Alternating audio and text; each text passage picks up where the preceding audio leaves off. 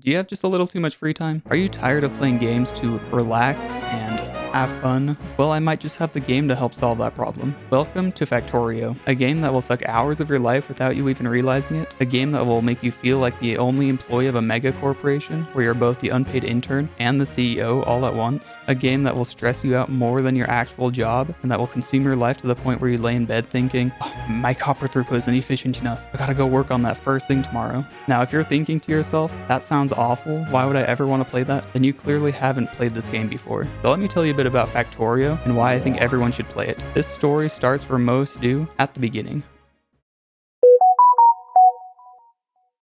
So you've just crash landed on an alien planet and quickly realize that you're the only survivor and now completely alone, with nothing but some scraps on your ship and an iron will, with no tools, no allies, no hose. You solidify your resolve to escape this planet on your own. The first thing you're going to do is gather resources. Get used to thinking that a lot when you play. Luckily, the ship that you crashed was actually out for a mining expedition. In the rubble, you find a pickaxe and a burner miner to start your journey with. In this game, there are 4 main resources that you'll be taking advantage of: iron, copper, coal, and stone. There's more later on, but this is all we'll need for now. Of these 3, one of the most valuable right now is iron. So you grab your pickaxe and start swinging side to side. You grab a healthy amount of each material. It's about this point where you will be introduced to the crafting system in this game. This system may look intimidating as a new player, but it's nice in the fact that it will unlock the recipes as you progress. So that way it doesn't feel overwhelming, and it kind of helps guide you, because you know that what you just unlocked is probably going to be needed for the next step. With your newly acquired crafting knowledge, you make a lab and some red potions. This is how you unlock new recipes and progress. At its core, this is the workflow of the game. Make potions to research new things, use the new things to make new potions, and use those new potions and make even more new things. This cycle will continue until you beat the game or go insane trying, but we're getting ahead of ourselves now. For now, we just finished making the first potion and have been feeding it into the labs. Although it works, it's super slow and inefficient, and as if the game had heard your cries, the first thing you'll unlock from the lab will be the assemblers, some grabby hands, and some transportation belts. These 3 things are going to be the lifeblood of your factory, and they'll be doing a lot of labor for us to get things done. They're kind of like our employees, or our children, or something like that. So now that you've been blessed with God's greatest gift, how do you best utilize this amazing power? Well, that's one of the best parts about this game, that there is no right or wrong way to play. You're free to take on any challenge in any way that you want. Just remember that this is your story and that you'll progress at your own pace. Also keep in mind that if this is your first time, whatever you do will most likely guarantee to be bad. I have over 100 hours in this game and I still make things that are bad. What matters most about anything that you build is that it works. Don't try to optimize things right off the bat. At this stage, we're just going to be building our starter base, a temporary setup that will last us our entire game. We'll start by setting up miners that will feed the material into the furnaces, that will then feed into the assemblers, that will then feed into the labs. But to do that, we're gonna need some power for the machines first. Not the belts though. Those run off good vibes and are completely self-sufficient. Luckily, early game power isn't too hard to get. You just grab some water from the local lake, inadvertently killing every fish in there, and plug the water into some boilers with some coal. Very simple and easy to expand if you find yourself needing more power. It's around this stage that one of the biggest obstacles will start to show up. Remember earlier when I said that you were totally alone on this planet? Well, that's not exactly true. You see, there are some creatures that already live here called biters, and they're not a fan of the pollutions that your machines create, but at the same time they also get stronger from your pollution. That part's always been a bit weird to me, but I guess for gameplay reasons it makes sense. Anyways, because of your recent progress, the biters have taken notice of you and have started to eat your factory like some crazy murder rabbits. Luckily though, you are not brought into this world unarmed, so you whip out your 9mm and start blasting the biters to protect your land. If you're lucky, you'll stop them before they cause too much damage, but sometimes they catch you at a bad time and they can really just Alt F4 your progress. At times like that, I wouldn't discourage you from reloading an autosave to run to the scene of the crime beforehand. I'd be lying if I said I haven't done that multiple times. I'm really bad at defending my base.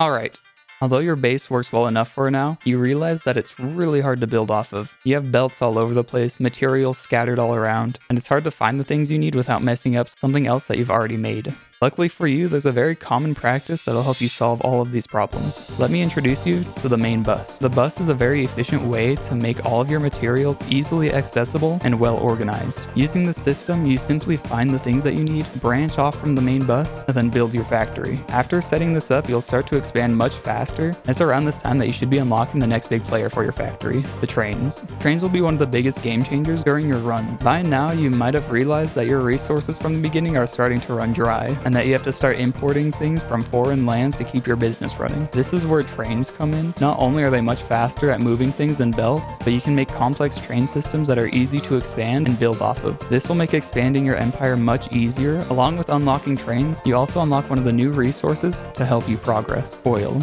Oil is probably one of the biggest learning curves of the game and will cause a lot of new players to give up, but I promise it's not as complicated as you might think, and it just takes a little time to get used to. When it comes to the late game of Factorio, I would say there's one key moment that starts it off, and that would have to be the worker slave, the worker bots.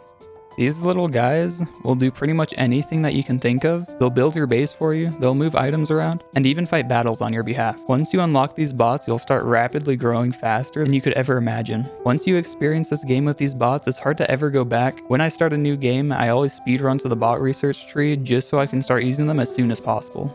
It's also around this time that you'll start unlocking the more fun ways of fighting back against the biters. Up till this point, you can get away with just some turrets and some walls. But now the biters have probably evolved so much that your normal weapons won't do much to stop them. From lasers to artillery shells, the options you have to kill the biters are endless. But the biters won't be the only issues during the endgame. Power is also going to be something that will cause you a lot of problems. The old water boiler method isn't very viable in the endgame, and solar powers isn't a bad choice, but it takes a ton of space and is fairly time consuming to set up. But the game will give you one last source of power to help you out: nuclear. It's around the end that you'll start to unlock the final resource of the base game: uranium, which can be used for many things, but what we care most about right now is power. Building a nuclear plant is not an easy feat in this game, but once you get the hang of it, all of your power problems are pretty much settled, unless you're going for some crazy mega base or something. And now with all the major milestones unlocked, you can finally complete the game. To do this, you just have to build a rocket, which is a bit easier now than it was before the DLC came out. Speaking of the DLC, it lets you travel to other planets and continue the game after building the rocket. Each planet has its own unique gameplay, but I haven't gotten that far in the game yet, so I'm gonna have to leave things there.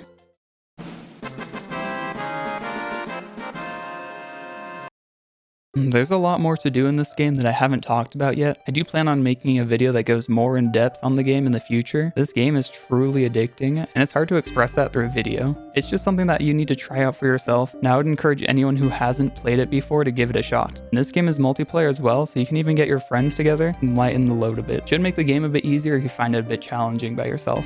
Anyways, that's all I have to say for now about Factorio. Leave a like and comment if you enjoyed the video. I'll catch you next time.